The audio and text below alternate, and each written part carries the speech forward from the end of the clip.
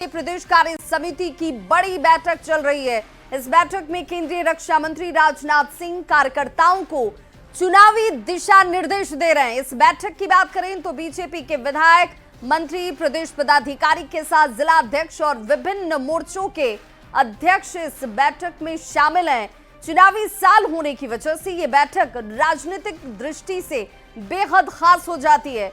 सूत्रों की माने तो बैठक में प्रधानमंत्री नरेंद्र मोदी के नेतृत्व में पिछले 11 वर्षों में बिहार में किए गए विकास कार्यों पर चर्चा होगी और केंद्र सरकार की योजनाओं को जनता तक कैसे पहुंचाया जाए, इस पर रणनीति बनाई जाएगी। राजनाथ सिंह इस बैठक में पार्टी कार्यकर्ताओं को चुनाव जीतने का मंत्र देते नजर आएंगे। साथ ही किन मुद्दों को चुनाव में प्रमुखता दी जाए, इस पर भी गहन मंथन इस वक्त चलता हुआ। और खास तौर पर बूथ स्तर पर संगठन की बात करें तो किस तरीके की चर्चाएं इस बैठक में होने वाली हैं, जरा वो भी देखिए। तो बिहार में चुनाव है और इसलिए बीजेपी का ये मंथन अम्बेडकर के अपमान पर लालू यादव के खिलाफ किस तरीके से जमीन पर उतरना है, काम करना है, ये बड़ी एक बात इस बैठक की बताई जा रही है। साथ ही साथ देखिए, बीजेपी प्रदेश कार्य समिति की बैठक में केंद्र से एनडीए सरकार की उपलब्धियों को लेकर मंथन जो है वो किया जाता हुआ और खासतौर पर बूथ स्तर पर संगठन को मजबूत करने को लेकर ये बैठक अपने आप में बेहद महत्वपूर्ण है। एनडीए सहयोगियों के साथ समन्वय को बेहतर बनाने पर जोर दिया जाएगा और सूत्रों के अनुसार बैठक में बिहार में सड़क, रेल, बिजली और ग्रामीण विकास, मखाना बोर्ड, इन तमाम मुद्दों पर इसमें चर्चा होने वाली है। शैलेंद्र हमारे संवाददाता इस वक्त हमारे साथ ज्यादा जानकारी के साथ जुड़ गए हैं। शैलेंद्र, बैठक की शुरुआत हो चुकी है, लेकिन शुरुआती दौर में किस तरह की चर्चा की बात कही जा रही है जब ये बैठक शुरू हुई है? तो बैठक शुरू हो चुकी है और बैठक में संबोधन जो है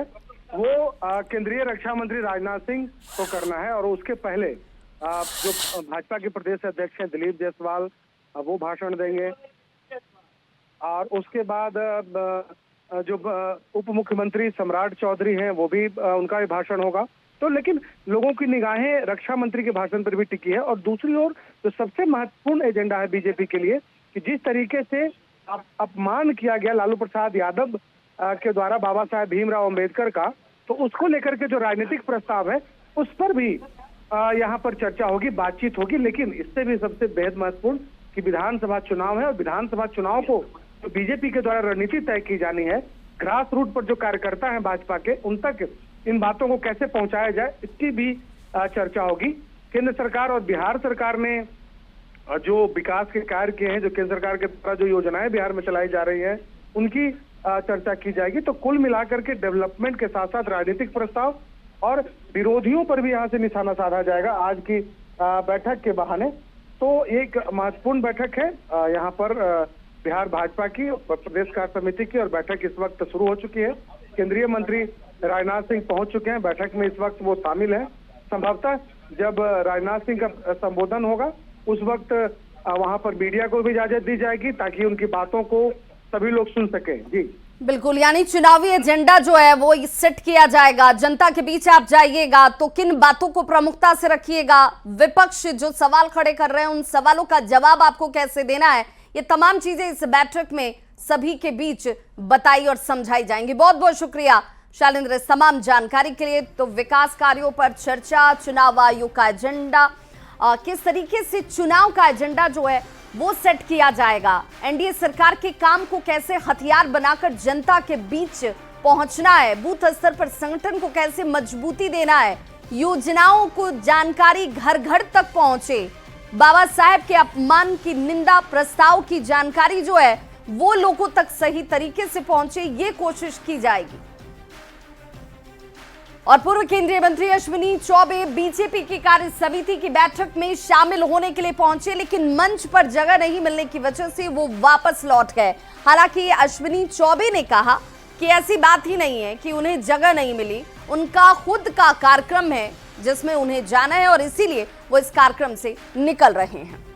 तस्वीरें आपके सामने हैं, इस तस्वीर को देखिए। बीजेपी प्रदेश कार्य समिति की बैठक एक तरफ चलती हुई अश्विनी चौबे पहुंचे, लेकिन मंच पर उनके लिए जगह नहीं था और यहां से वो निकल जाते हैं। हालांकि जब मीडिया ने उनसे सवाल पूछा तो उन्होंने कहा कि नहीं, कुछ और वजह है। मेरा खुद का कार्यक्रम पहले से है निर्धारित और इसीलिए उसमें जाना अनिवार्य था। और संवाददाता शैलेंद्र हमारे साथ इस वक्त जुड़े हुए हैं ज्यादा जानकारी के साथ। शैलेंद्र, जो अश्विनी चौबे कह रहे हैं वो क्या यहाँ पर जो चीजें हुई उसको ढकने की कोशिश वो कर रहे थे? क्योंकि जब वो मंच पर पहुंच रहे हैं तो दिख रहा है चेयर तो है नहीं उनके लिए कहीं। हाँ, बिल्कुल जाहिर सी बात है। देखिए, पहला मौका नहीं है, ऐसे कई मौके आए जब अश्विनी चौबे मंच पर गए, लेकिन कहीं न कहीं उन्हें मंच पर से उतरना पड़ा। इसके पहले प्रधानमंत्री की सभा में भी ये तस्वीर लोगों ने देख चुकी है। और आज भी जब प्रदेश कार्य समिति की बैठक थी, इस बैठक में अश्विनी चौबे पहुंचते हैं, मंच पर जाते हैं, लेकिन उन्हें जगह नहीं मिलती है। वो वहां बैठे नेताओं से बात करते हैं और उसके बाद फिर वहां से निकल जाते हैं। हालांकि अश्विनी चौबे से जब इस पर सवाल पूछा गया कि आखिर मंच पर जगह नहीं मिली, इसके पीछे की वजह क्या है, उन्होंने कहा कि ऐसा नहीं है, जगह उनके लिए हर जगह है, हर कहीं भी वो बैठ सकते हैं, लेकिन उनका आज कोई निजी कार्यक्रम भी है, उस कार्यक्रम के कारण उन्हें यहाँ से जाना पड़ रहा है। लेकिन देखिए, अश्विनी चौबे कुछ भी बोलते हो, लेकिन जिस तरीके से जो तस्वीर सामने आई है और इसके पहले जो मामले हुए, इसके पहले भी कई बार इस तरीके की तस्वीर देखी गई है, तो कुल मिला के कहा जा सकता है कि जगह नहीं मिलने के कारण अश्विनी चौबे प्रदेश कार्य समिति बैठक। बिल्कुल शैलेंद्र, आप बने रहिए जरा। अश्विनी चौबे जब यहाँ से निकले, मीडिया ने उनसे सवाल पूछा तो उन्होंने कहा क्या है, जरा वो बयान सुना देते हैं दर्शकों को।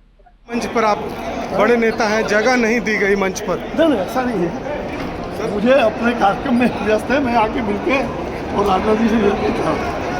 ऐसा नहीं, जगह नहीं मिली सर। ऐसी नहीं, ऐसी कोई बात मंच पर जगह नहीं थी सर। आइए ना, आइए, बात नहीं है, ऐसी कोई बात नहीं, पूरी जगह है, पूरा हॉल मारे थे। हम मिल करके अपने कार्यक्रम में, क्योंकि मुझे यात्रा में जा रहे हैं, हमारा कार्यक्रम है, आप सब लोग जानते हैं सनातन महाकुंभ का, उसमें फिर आएंगे सर। तो पूर्व केंद्रीय राज्य मंत्री अश्विनी चौबे, शैलेंद्र, जो तस्वीर कह रही है वो तस्वीर अपने आप में बहुत कुछ साफ कर देती है। मंच पर वो गए भी, इधर से उधर तक वो जाते भी हैं, हालांकि मुलाकात तो कर रहे हैं, लेकिन जगह कहीं से पूर्व निर्धारित जो होती है, क्योंकि जितने लोगों के बैठने का इंतजाम किया गया होगा, जो लोग मंच पर बैठेंगे उनके लिए तो उतनी कुर्सियां लगी होंगी, लेकिन यहाँ पर तो कोई ऐसी कुर्सी लगी नहीं थी जो खाली थी और अश्विनी चौबे वहां जाकर बैठ जाते। बिल्कुल, देखिए, अश्विनी चौबे बिहार भाजपा के बड़े चेहरे हैं और बड़े नेता हैं, पुराने और कद्दावर नेता माने जाते हैं, तो उन्हें यह लगा होगा कि उनके लिए जगह मंच पर होगी, लेकिन आज की बैठक में उनके लिए मंच पर जगह नहीं थी। वो मंच पर गए भी, उन्होंने पूरे मंच को देखा, फिर वहां मौजूद जो पार्टी के जो अन्य सीनियर लीडर हैं उनसे उन्होंने बातचीत की और फिर वो लौट गए। हालांकि मंच पर जगह नहीं होने के कारण वो लौट गए, लेकिन कुल मिला के कहा जा सकता है कि देखिए, पहला मामला नहीं, इस तरह के कई मामले भी दिख चुके हैं जब अश्विनी चौबे पहुंचते हैं, उनके लिए निर्धारित जगह नहीं होती, क्योंकि बीजेपी में अपना एक प्रोटोकॉल होता है और जगह निर्धारित उस प्रोटोकॉल के वजह से भी की जाती है कि जिसका जो कद है उसे उस कद के अनुसार बिठाया जाता है। तो संभवतः अश्विनी चौबे को अपना नेम प्लेट जब नहीं दिखा तो वो लौट के चले गए। जी बिल्कुल, तो ये तो तय हो गया कि जिसको चेयर मिली उसका कद है, और अगर अश्विनी चौबे के लिए यहाँ पर स्थान नहीं था, चेयर नहीं लगी गई थी, तो उनके लिए वहां पर उस वक्त उनकी मौजूद रहने की आवश्यकता महसूस पार्टी ने नहीं की। बहुत बहुत शुक्रिया शैलेंद्र तमाम जानकारी के लिए। बिहार चुनाव की लड़ाई अब मौलाना तेजस्वी तक आ गई है। विरोधी वक्त बिल को लेकर गांधी मैदान में हुई रैली के बाद तेजस्वी यादव को मौलाना तेजस्वी कहकर निशाना साध रहे हैं, जिसके बाद बिहार की सियासत भी गरमाई हुई है और बयानबाजियों का दौर तेज हो गया है। दल की पूरी राजनीतिक फिलॉसफी सिर्फ और सिर्फ मुस्लिम तुष्टीकरण पर टिकी हुई रही है। उनके पिताजी ने वही किया और आज वो भी वही कर रहे हैं। उनके लिए मुसलमानों के वोट के आगे कुछ नहीं है। न भारत के लोकतंत्र की उन्हें परवाह है, न बिहार में बाकी लोगों की परवाह है। जिन लोगों का अकलियत समाज के शैक्षणिक, आर्थिक और सामाजिक विकास में रत्ते भर भी योगदान नहीं रहा है, इन लोगों ने बिहार के अकलियत भाइयों को केवल अपना वोट बैंक बनाए रखा। तो इस संविधान को कूड़ेदान में फेंकने वाले सेंसेशनल बयान को देकर एक बार फिर से ये अकलियत समाज को ठगने की तैयारी में लगे हुए हैं। बीजेपी अपने 20 वर्षों की उपलब्धि बता नहीं रही जनता को, तो तेजस्वी जी को मौलाना बता रही है। मौलाना तो विद्वान आदमी को कहा जाता है, श्री तेजस्वी यादव जी ने जवाब दिया। अब मंदिर मस्जिद, हिंदू मुसलमान, भारत पाकिस्तान पर नहीं, अब नौकरी रोजगार पर, महंगाई पर और काम पर जनता वोट करेगी। जिस तरह से इंडिया गठबंधन पढ़ाई की, लिखाई की, कमाई की, दवाई की, सिंचाई की, महिलाओं की सशक्तिकरण की, सामाजिक न्याय की, आर्थिक न्याय की जो बात कर रही है, इंडिया गठबंधन को 2025 में बिहार की आम जनता की सरकार बननी तय है। तो वहीं आरजेडी के राज्यसभा सांसद मनोज झा ने तेजस्वी यादव को मौलाना कहे जाने पर कहा कि बीजेपी हाल के सर्वे से डर गई है और इसीलिए इस तरह की बात कर रही है। चुनाव के माहौल को दूषित मत कीजिए। क्योंकि उधर तेजस्वी जी नौकरी की बात कर रहे हैं, माई बहन मान योजना की बात कर रहे हैं, निःशुल्क बिजली 200 यूनिट तक उसकी बात कर रहे हैं, किसानों की बात कर रहे हैं, सिंचाई की बात हो रही है, बेहतर स्वास्थ्य की बात हो रही है। इनकी वोकैबुलरी में क्या है? मौलाना। गांधी का देश, अंबेडकर का देश है, नेहरू का देश, लोहिया का देश है, जेपी का देश। इस देश में नमाज भी होगी, पूजा पाठ भी होगा, अरदास भी होगी और संडे प्रेयर मास चर्च में भी होगा। और जिसको इससे गुरेज है वो अपना ठिकाना कहीं और ढूंढ ले, लेकिन चुनाव के माहौल को दूषित मत करिए। एक लंबी लकीर है बिहार में। नौकरी पे आओ ना यार, नौकरी पे बात करो, बेहतर स्वास्थ्य पे बात करो। तो तेजस्वी यादव को मौलाना बताए जाने पर सासाराम से कांग्रेस के सांसद